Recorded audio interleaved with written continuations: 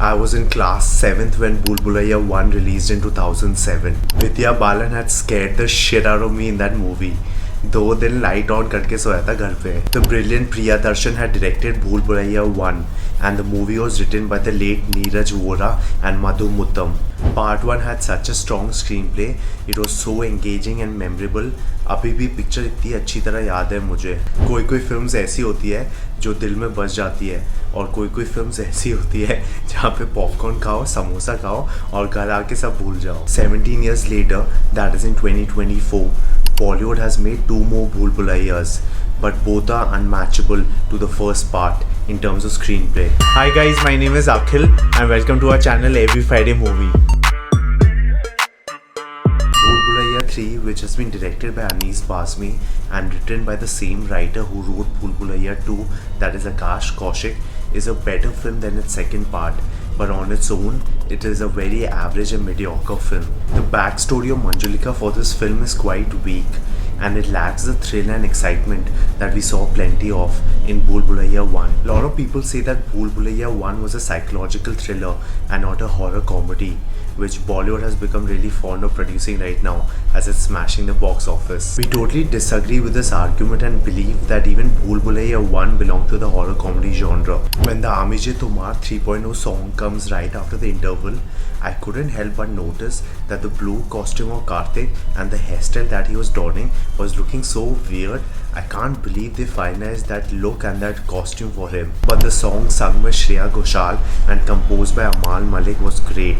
The song has come out so beautifully on screen and Vidya Balan and Madhuri Dixit were absolutely mesmerizing in the song. It gave me Dola Re Dora Devdas vibes. This time the Amije Tomar song was more of a beautifully looking song in the film as compared to the same song in Bhool Bhulaiyaa 1, where I had a hard time keeping my eyes open because Vidya Balan was so scary in that film. In the film, the main character Manjulika is wearing a mask. The mask was actually looking more funny than scary. I wish they had chosen a better mask for the film. Triptii Dimri, who's a brilliant actress, was totally wasted in this film. Her role was only mostly to play Kartik Aaryan's love interest in the film.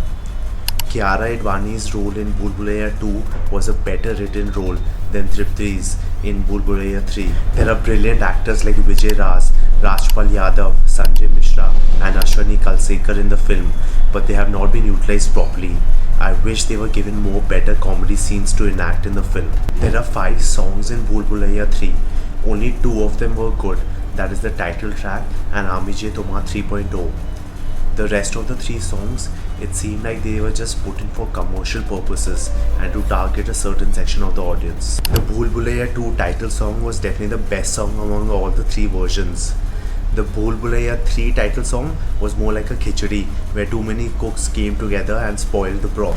Vidya Balan enters the film after 45 minutes. She was brilliant as usual. She was so good as Manjulika. It was as though she did Bhool Bhulaiyaa 1 just yesterday itself. Absolutely no change. She picks up the character right from where she left it off in 2007. Madhuri Dixit doesn't enter the film until the interval point. She's so good as an actress. It's sad Bollywood hasn't given her more stronger roles in recent years. She did an amazing job in the film with whatever she was given to play around with. Manish Wadhwa, who was the villain in Pathaan and Gadar 2, is in Bhool Bhulaiyaa 3. He plays the role of a Pujari, a Rajpurohit character in the film.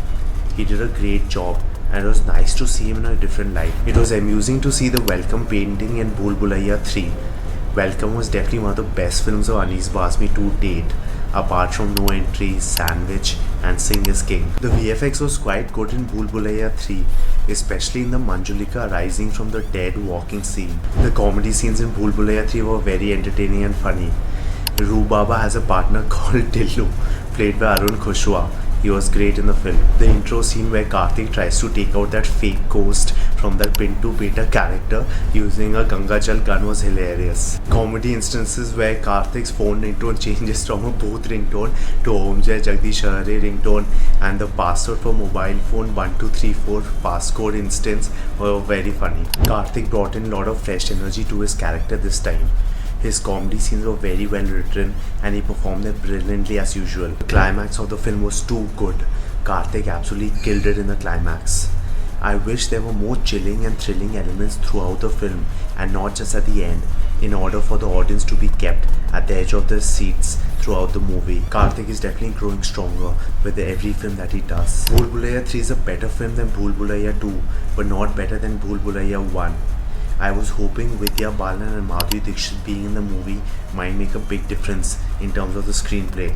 But sadly, the screenplay is just not strong enough. Horror comedy का मतलब ये नहीं है कि you just put time pass entertainment in the film. It should also be engaging, thrilling, and also have a strong emotional quotient to it, like Bhool Bhulaiyaa 1. जब माधुरी दीक्षित और विद्या बालन ने एक दूसरे का गला पकड़ के रखा हुआ था मूवी में, I was just looking at my watch कि when will the movie finish. Climax of the movie was excellent, but rest of the movie was just time pass. We're going with 3 out of 5 stars. If you liked this video, do show us some love by hitting the like and subscribe button.